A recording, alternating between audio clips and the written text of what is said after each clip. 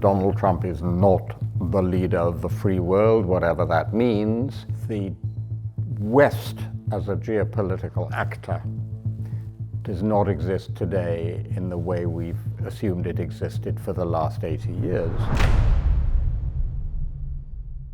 Last time we talked, you said that we are at the beginning of a new era, and our first steps are going to shape how this new era looks like. 1 year later, Donald Trump was elected president. He jump-started major changes to the global world order, to the global security order. Russia's war against Ukraine continues. We have rising populism across Europe.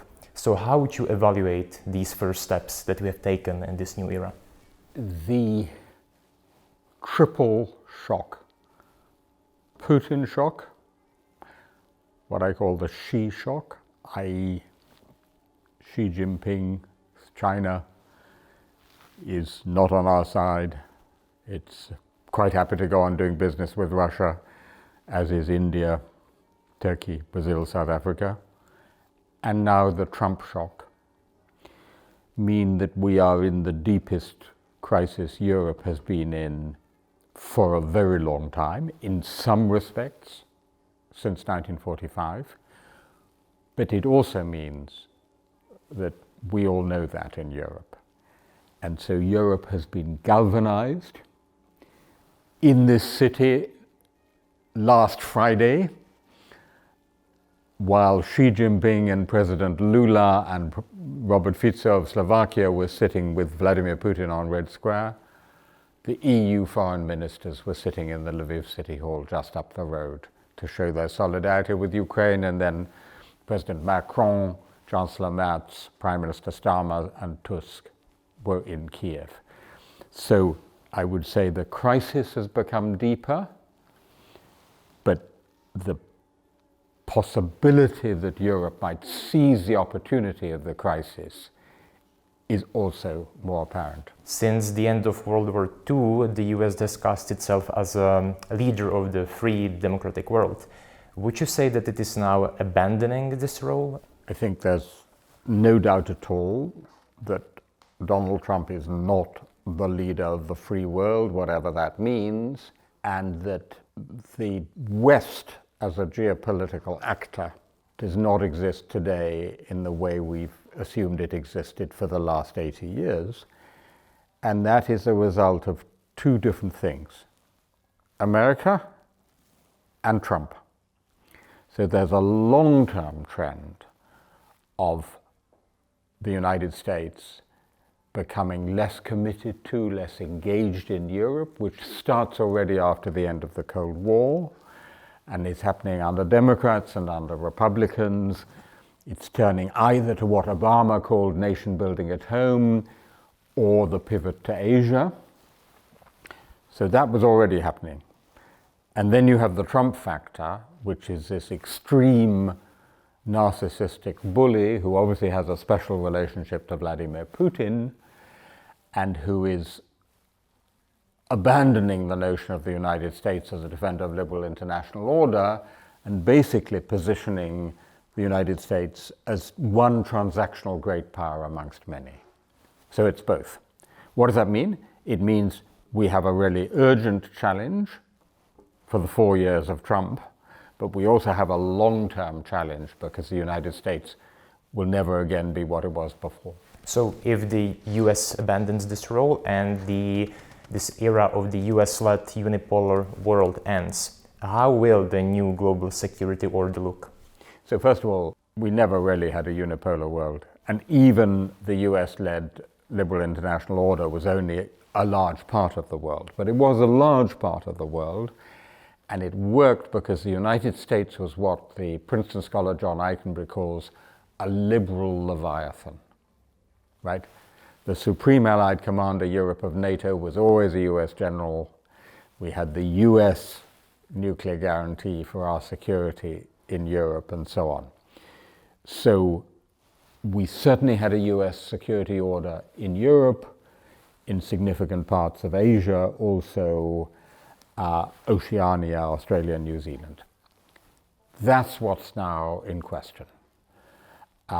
So I believe that if we are to preserve what's left of liberal international order, which is not a great deal, it's up to us as Europeans, but also with other liberal democratic partners. So suddenly Canada becomes much more important to us, Australia becomes important to us, Japan becomes important to us. In other words, there's a whole new constellation of liberal international order, if you like, a new West. So you think there is still chance and time to save something of this old order? Undoubtedly a major chance, because in these 80 years, Europe has become rich and powerful and large.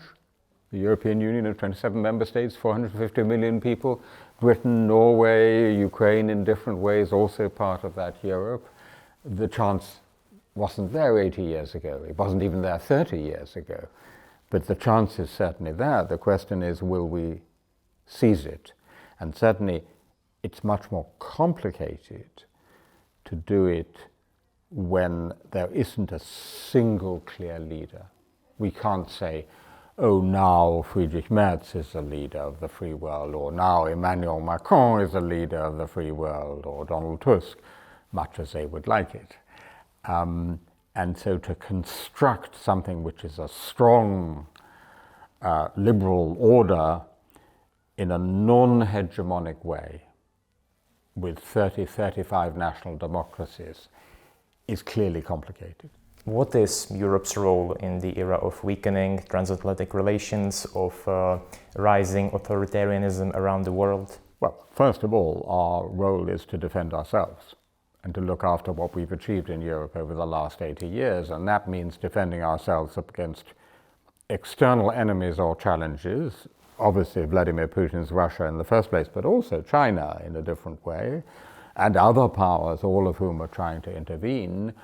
But secondly, beyond that, it would be to try and preserve at least some elements of what we call the liberal international order. For example, a free trading world, an international economic order. The EU is a regulatory superpower. Can we preserve some of those shared regulations around the world? How would you evaluate Europe's response so far to these new shocks, specifically to the shock of the Trump administration? For example, when it comes to the response to Trump's policy toward Ukraine, when European leaders clearly demonstrated, projected commitment that they will continue supporting Ukraine. The question is, first of all, capability. So just in purely military terms, there's a short list of things that only the United States can provide. The intelligence, the Patriot interceptor missiles, the strategic enablers. Beyond that, the political will may be there at the top in Europe, but can our leaders continue to persuade their publics through a whole series of national elections that this is the course we should stick to? We have Viktor Orban as a veto player in Hungary. We have Robert Fico in Slovakia. Very soon we will probably have a nationalist president of Romania. According to the current opinion polls, Mr. Babiš will probably come back in the Czech Republic. So suddenly you've got a whole group of countries which want a very different Ukraine policy and Russia policy. So the political will is there in the major European countries. Can we sustain it for a sufficient period of time? Which means years, not just weeks or months. So how can Europe avoid sliding into populism? Because it's not only the countries you've mentioned, it's also the major players. We see populism rising in the UK, Germany, France. So how can the old continent avoid falling into the same trap as the US? I would say the forces of integration and disintegration in Europe are quite finely balanced at the moment. So the forces of integration are quite strong, but as you say, so are disintegration. AfD is doing so well in Germany, Marine Le Pen and Rassemblement National in France and so on.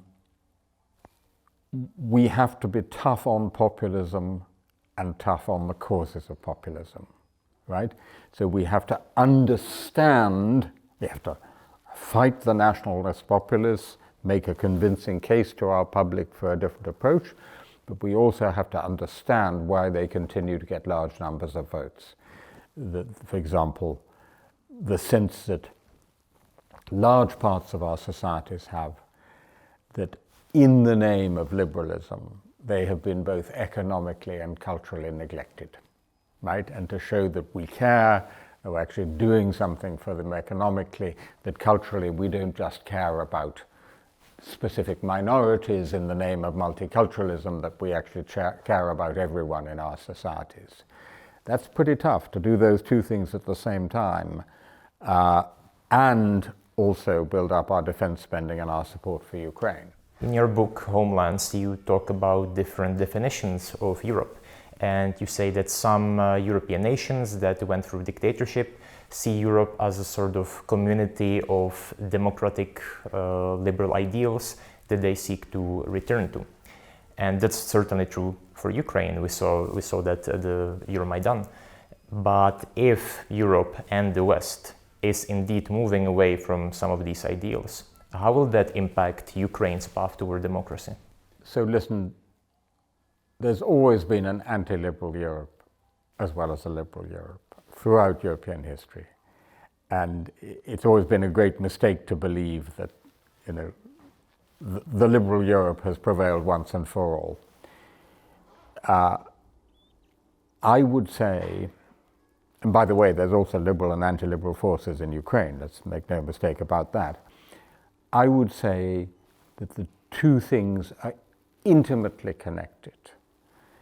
It's very difficult to imagine a Ukraine making a successful transition to a prosperous, sovereign, democratic European future if Europe is disintegrating next door.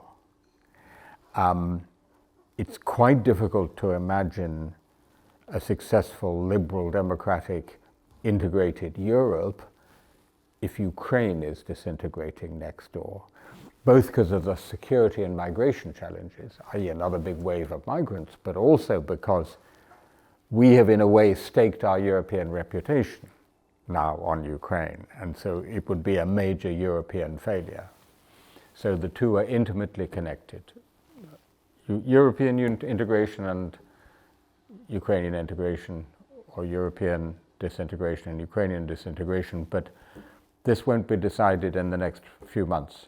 I would say let's talk again towards the end of the 2020s and we'll see which tendencies have prevailed. Since we are obviously heading to quite challenging times, can history give us some hope, some lessons about how democracy can persevere these challenges? It's going to give us both hope and warnings. Warning that just when everybody takes things for granted, they start going wrong, right? So that, the analogy there would be Europe in the years before 1914. And in a way, I would say Europe, certainly before 2014, but arguably up to 2022 was a bit like that. We were assuming that it would just be more peaceful summers. The hope is that, it's really twofold. First of all, we already have examples of successful liberal fight back. The Polish election, which I think we talked about last time, is a classic example of a country which had nearly gone to the direction of Hungary, an electoral authoritarian non-liberal regime, and then it came back. So there were ways of doing it. And the larger lesson is that you have these wave movements in history. So we had what I would call a liberal democratic revolution across Europe and much of the world from the early 1970s through to the 2000s. Now we have an anti-liberal counter-revolution. But with time, people start discovering that that doesn't deliver either. In fact, it delivers even less. And if you look at the enormous demonstrations in Serbia, large demonstrations in Hungary in support for an opposition candidate in Hungary, and in Turkey after the imprisonment of Mr. Imamoglu, you see that the fight back also comes from the countries that have gone authoritarian. Thank you for watching this video. We are aiming for 20,000 members of our community to prove that independent journalism can rely on trust, not on influence. So please consider joining us.